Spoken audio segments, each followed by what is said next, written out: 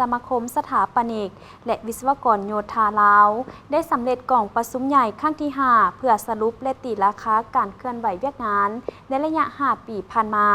และทิศทางแผนการพัฒนา 5 ปีต่อหน้า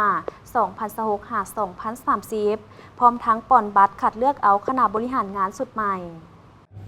กองประชุมดังกล่าวจัดขึ้นในวันที่ 21 ตุลาคม 2025 ที่นครหลวงเวียงจันทน์โดยภายใต้การเป็นประธานของทานวงไพบุญมณี ประธาน สมาคมสถาปนิกและวิศวกรโยธาลาว เข้าร่วมโดยทานลิตาคัตติยะรองรัฐมนตรีกระทรวงโยธาธิการและขนส่ง มีบรรดาการนำจากกระทรวงคณะบริหารและสมาชิก สมาคมสถาปนิกและวิศวกรโยธาลาวเข้าร่วม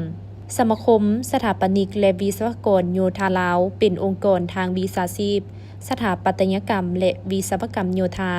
อยู่ภายใต้การชี้นำโดยกงจากกระทรวงโยธาธิการและขนส่งปัจจุบันมีคณะบริหารงานสมาคมสถาปนิกและวิศวกรโยธาลาว4เป็นคณะบริหารงานได้ถูกคัดเลือกและแต่งตั้งในกองประชุมใหญ่ครั้งที่วันที่ 12 พฤษภาคม 2022 ซึ่งประกอบมีทั้งหมด24ท่าน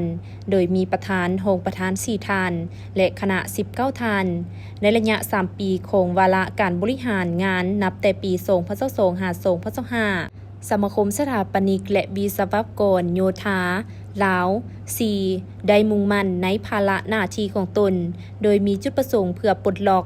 อันล็อก 4 ด้าน ซึ่งในกองประชุมครั้งนี้ได้สรุปตีราคาคืนผลการเคลื่อนไหวเพียกงานระยะ 5 ปีผ่านมาของคณะบริหารงาน สมาคมสถาปนิกและวิศวกรโยธาลาว สมัยที่ 4 ที่ได้ถูกคัดเลือกและแต่งตั้งในกองประชุมใหญ่ครั้งที่วันที่ 12 พฤษภาคม 2022 ซึ่งประกอบมีทั้งหมด24ท่าน โดยมีประธานรองประธาน4ท่านและคณะ19ท่าน ในนี้ได้มีการแบ่งงานและจัดตั้งให้เป็น 11 กรรมาธิการ ประกอบมีกรรมาธิการปฏิบัติและพัฒนาวิชาชีพด้านสถาปัตยกรรมและวิศวกรรมโยธากรรมาธิการศึกษาคนครัวและวิชาการหนุ่มด้านสถาปัตยกรรมและวิศวกรรมโยธากรรมาธิการสวัสดิการและช่วยเหลือสังคมด้านสถาปัตยกรรมและวิศวกรรมโยธา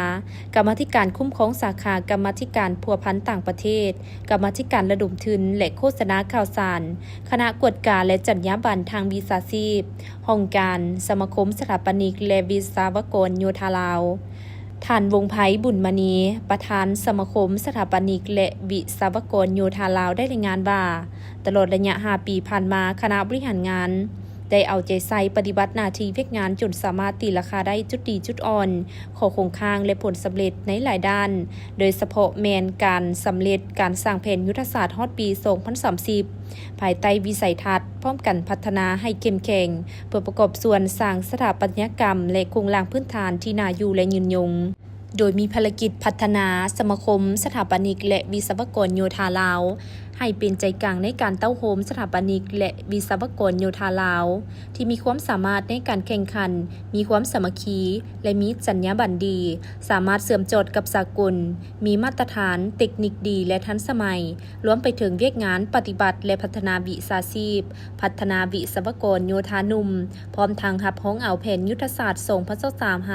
2030ที่ได้ประกาศใช้ในวันที่ 30 มีนาคม 2023 ผ่านทิศทางรวมและหาเป้าหมายที่จะต้องสืบโตจัดตั้งปฏิบัติให้มีผลสำเร็จใน 5 ปีต่อหน้านอกนี้ในกองประชุมยังได้มีการสนทนาปรึกษาหารือและแลกเปลี่ยนบทเรียนในหัวข้อการปฏิบัติวิชาอาชีพของสถาปนิกและวิศวกรโยธาอยู่ภาครัฐและภาคเอกชนเสนอและรับร้องเอากฎระเบียบฉบับปรับปรุง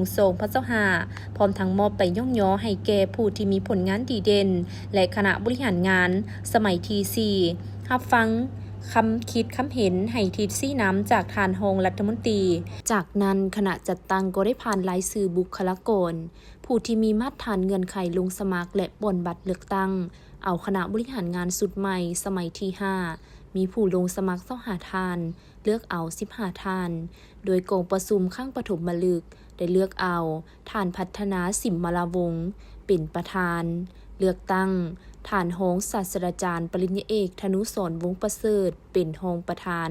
ฝ่ายสถาปัตยกรรมท่านปริญญาเอกคำฮูสาภูวงศ์เป็นรองประธานฝ่ายวิศวกรรมโยธาท่านรองศาสตราจารย์บุญสวัยแก้วปัญญา เป็นรองประธาน และทานวิสาพรอินทิราชเป็นรองประธาน และประธานกวดกาพร้อมด้วยคณะ